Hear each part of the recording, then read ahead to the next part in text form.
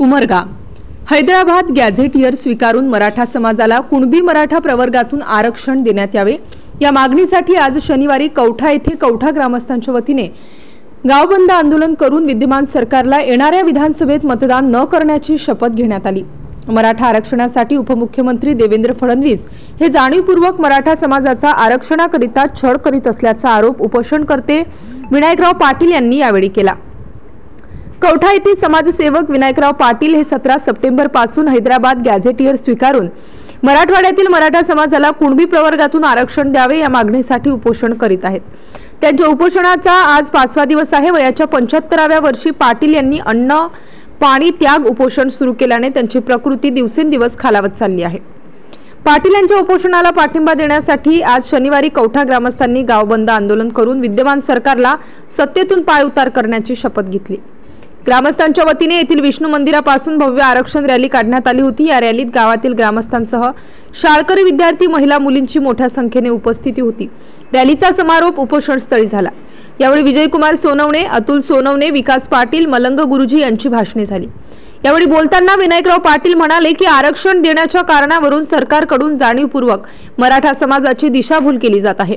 371 कलम प्रमाणे मराठवाड्यातील मराठा समाजाला आरक्षण देण्याची तरतूद असतानाही आरक्षणापासून गेल्या 40 वर्षांपासून मराठा समाज विविध आंदोलने रिटेक 371 कलमाप्रमाणे मराठवाड्यातील मराठा समाजाला आरक्षण देण्याची तरतूद असतानाही आरक्षणापासून गेल्या 40 वर्षांपासून मराठा समाज विविध आंदोलने व उपोषणाच्या माध्यमातून न्याय मागणी करीत आहे।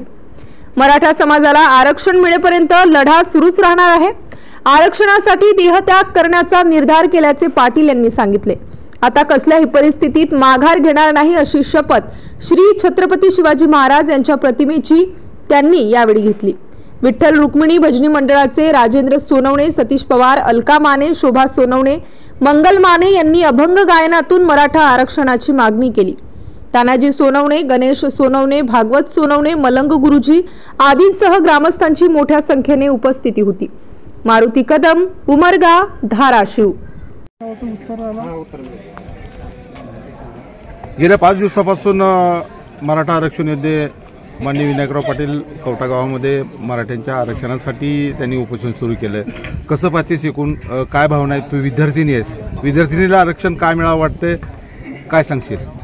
भाऊ, हे उपोषण त्यांच्यासाठी नाही तर आमच्यासाठी, किंवा आम्ही भविष्यात आम्ही पुढे जाऊ, पुढे गेल्यानंतर आरक्षण आमच्यासाठी किती महत्त्वाचं आहे हे पाहण्यासाठी भाऊ आमच्यासाठी उपोषण करत आहेत। आणि उपोषणाचा मेन उद्देश त्यांचा राजकारणी भाव नाही, त्यातनं आम्ही भविष्यामध्ये चांगल्या प्रकारे आम्हाला शिक्षण भेटून चांगली आम्ही पुढे नोकरी करू शकू, त्यासाठी आरक्षण इम्पॉर्टंट आहे। आणि आरक्षण भेटण्यासाठी भाऊ उपोषण करत आहेत। याआधी पण भाऊंनी खूप उपोषण केलं, त्यातल्या काहींना यश मिळालं आणि काहींना नाही।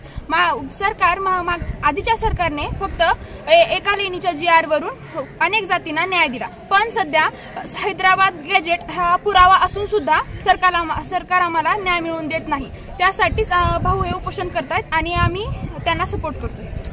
सरकारच्या वतीनं येणाऱ्या विधानसभा निवडणुका डोळ्यासमोर ठेवून सध्या महाराष्ट्रामध्ये लाडकी बहीण योजना सुरू केली आहे। तू सुद्धा एका सरकारच्या बहिणीची मुलगी आहेस, काय कसं पाहतेस त्या योजनेकडे?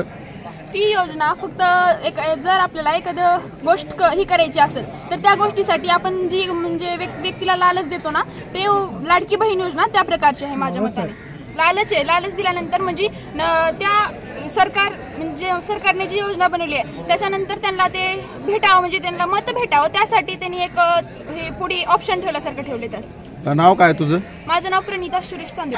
कुठल्या शाळेत शिकतेस? सेवाग्राम विद्यालय। शैक्षणिक तरतूद म्हणा किंवा नोकरीमध्ये आरक्षण म्हणा, त्यांना कुटुंबाचा स्तर उंचावण्यासाठी या आरक्षणाची गरज आहे। आज कौठा गावामध्ये गावबंद आंदोलन करण्यात आले मराठा आरक्षणाच्या संदर्भानं। हैदराबाद गॅझेट स्वीकारून सरकारनं मराठवाड्यातील मराठ्यांना मराठा OBC आरक्षण द्यावं अशी मागणी ग्रामस्थांच्या वतीने केली जाते, तमाम महाराष्ट्राच्या जनतेच्या वतीने केली जाते। काय सांगशील एक विद्यार्थिनी म्हणून?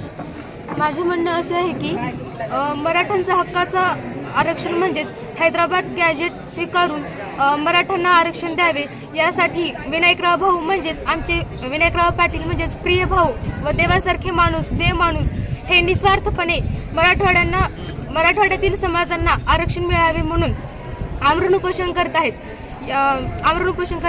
देव माणूस हे म्हणजेच विनायकराव पाटील यांनी आज 5 दिवस झाले आरक्षणाला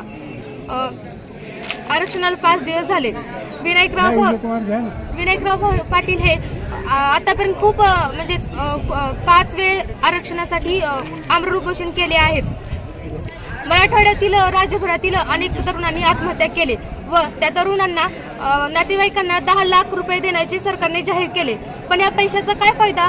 त्यांनी आरक्षणासाठी आत्महत्या केली व ते बाजूला सरले व त्यांना 10 लाख रुपये चेक दिले व ते चेक ही बाउन्स झाले कारण तर तहसीलदाराची सही न जुळल्यामुळे. आतापर्यंत 53 मोर्चे काढण्यात आले पण एकही मोर्चा सक्सेसफुल झाला नाही असे मला वाटते. आज कवठा गावामध्ये सरकार घालवण्याची शपथ घेण्यात आलेली आहे मराठा आरक्षणाच्या संदर्भानं. तसेच गावबंद या ठिकाणी रॅली पण काढण्यात आली.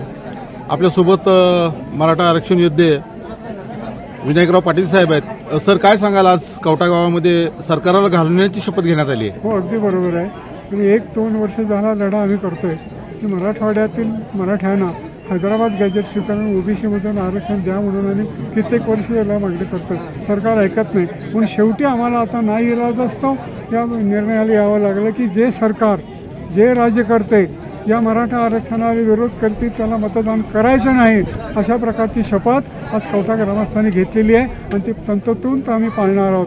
सरकारला धडा शिकवल्याशिवाय राहणार नाही आहे अशा प्रकारची शपथ कवठा ग्रामस्थांनी घेतलेली आहे. अशा प्रकारचं आंदोलन मराठवाड्यावर पेटलं पाहिजे. मराठवाड्या गावोगाव ही शपथ लोकांनी घेतली पाहिजे अशी मला सरकारला विनंती आहे, लोकांना विनंती आहे. उपोषणाचा आज तुमचा 5वा दिवस आहे. सरकार अपेक्षित दखल घेत नाही. काय सांगाल, सरकारला काय इशारा आहे तुमचा? बरोबर आहे. 5 दिवस झाले अन्न पाणी त्याग करून मी इथं बसलोय.